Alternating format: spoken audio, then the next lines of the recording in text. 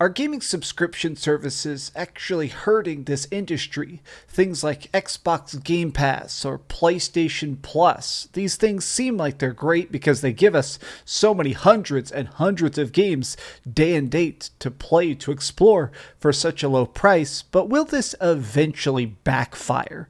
Is this going to ruin the video games and the future we have in front of us?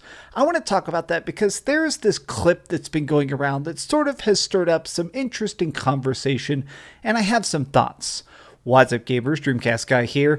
Now, if you enjoyed this video, please give it a like and subscribe if you haven't already. Now, let me put my cards on the table. I've been playing Xbox Game Pass for years and years and years. I've had PlayStation Plus Premium for this ever since it launched, so I've been playing both new games and retro stuff, but I also buy a lot of games at full price. I'm also reviewing stuff constantly, so I consider myself to be pretty much the pinnacle of hardcore gamers.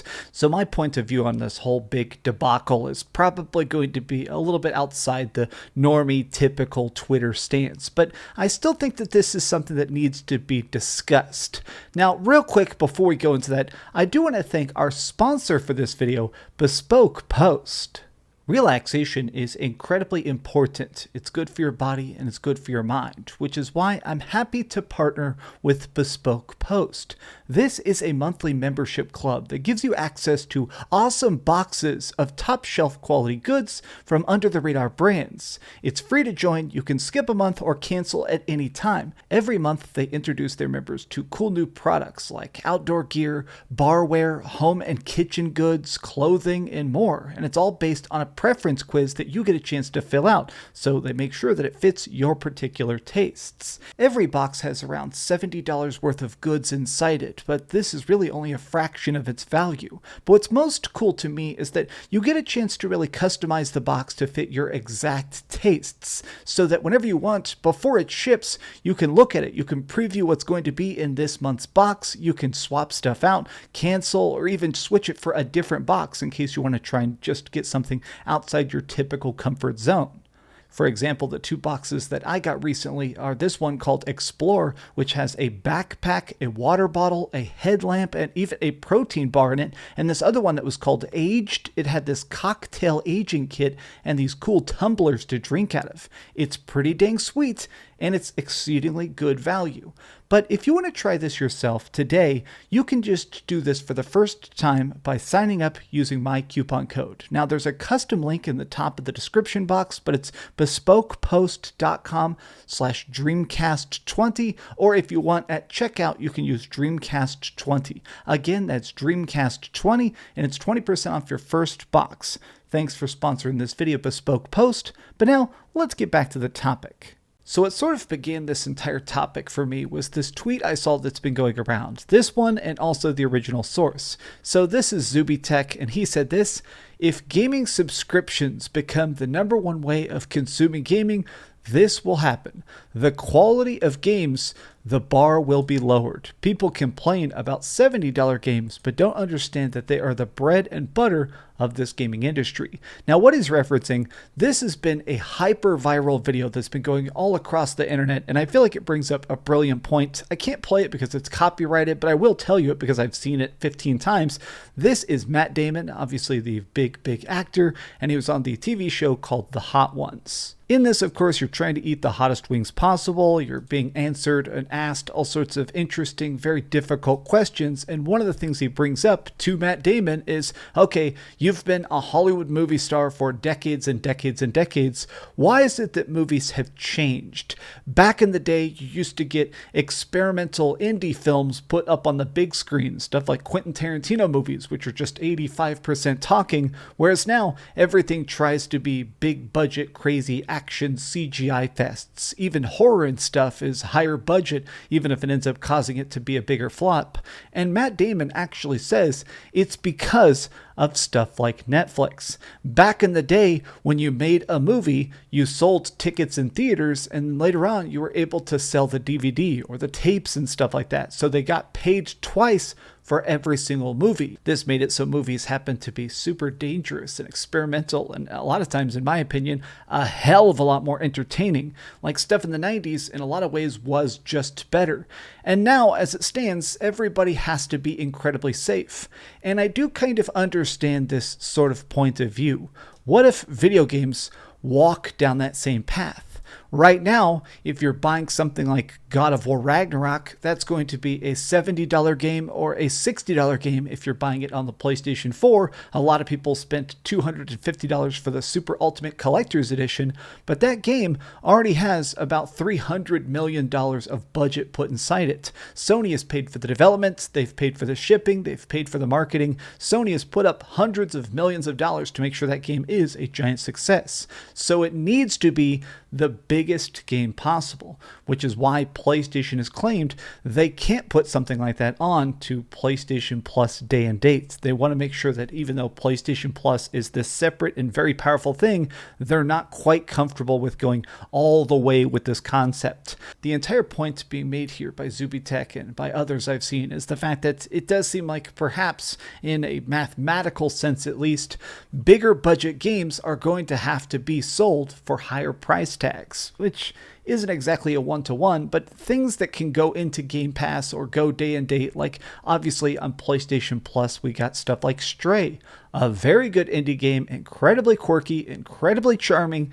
I dig that a lot. Stuff like Game Pass, we got things like Trek to Yumi. The day it came out, I played the heck out of that game. I actually beat it 3 times, and it's super cool that it's just included in Game Pass. But these are also both just quirky indie games.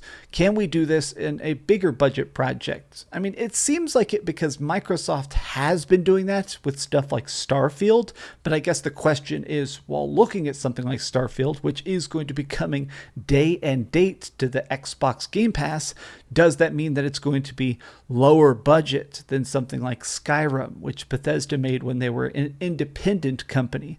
Something I've seen people saying is stuff like this: if gaming ever becomes fully devolved into just battles of services instead of being about the individual quality products and content, then I'ma slowly fade into the shadows because my hobby is being tainted and bastardized. This is a very, very bold sentiment, something I have seen repeated a couple times, which is the fact that people do kind of like the shock and awe style of games we get right now. It does feel like video games want to try and be the biggest multiplayer, the craziest adventures, the most deep and moving stories. I kind of enjoy that every video game is truly competing to be Game of the Year. Not every movie is trying to win an Oscar or win an award, but every video game is. Every indie wants to be the best indie. I like the hyper competitiveness of the video game industry as it currently exists. But I have seen that fear, the Netflix comparison. If we are just getting hundreds and hundreds and hundreds of games dumped into these individual bubbles, you'll just be scrolling through bored, glazed eye, looking at the latest releases on your particular streaming service. Is this going to fundamentally damage the amount of people playing, how long these games stick around, or even the amount of content they get? Like, let's just be incredibly uncharitable for a second. Let's assume worst case scenario. Now, you can use this for Xbox or PlayStation. Let's just say, hypothetically, somebody bought something like Rockstar and they're trying to make Grand Theft Auto 6 a console exclusive. This would be an incredibly expensive endeavor in general, but just think about, what if they were just going to drop something like Grand Theft Auto 6 onto the streaming service? Well, if they have deadlines and fiscal reports and they're not worried about that upfront cost, maybe they're not going to pack it with as much day one content. Maybe if they know that people are going to be playing it so much, it doesn't matter if the story is short or the online mode is a little bit broken. Is it going to hurt the quality of the games? Because objectively, I think we can agree that streaming services have in a lot of ways hurt the movie industry. There is not going to be anything cool and edgy and different like old school Friday the 13th, where Jason's beating up topless women and freaking sleeping bags and stuff like that. Everything is trying to get more safe. As it currently stands, I'm nervous about the idea, but the execution still seems sound. Think of something like Hypercharge. This is an indie game, it's not even out yet, but they have specifically been sort of doing a public campaign to get put on Xbox Game Pass. The game itself actually looks fantastic. There's been all sorts of clips. It's a freaking squad-based shooter with toys. This game looks fantastic. I've already talked to developers. I'm definitely going to be playing this. I keep meaning to mute it, but man, this game looks so freaking fun. I do hope this goes on Game Pass. And from a lot of the developers I've talked to, the paycheck you get from putting your game onto PlayStation Now or Game Pass is pretty dang big. A lot of times it can cover pretty much your entire development costs that you've already accrued before the game even comes out. So every single copy you sell is pure profit. I think that the industry is still in a sense of evolution. I think that Game Pass and PlayStation Now are more than anything else, they're going to help the indies. They're going to help those weird ideas get the mainstream voice that they absolutely deserve.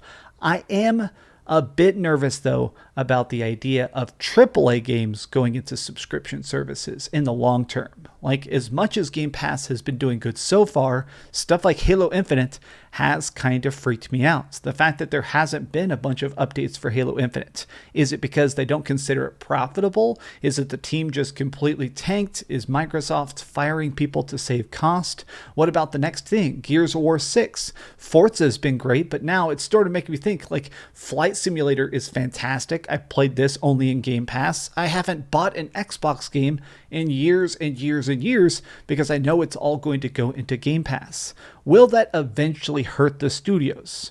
Microsoft can afford to make big games. Sony can afford to make big games with that $70 price tag. But what happens when everything starts to just be the battle of Hulu versus Netflix? I'm not sure.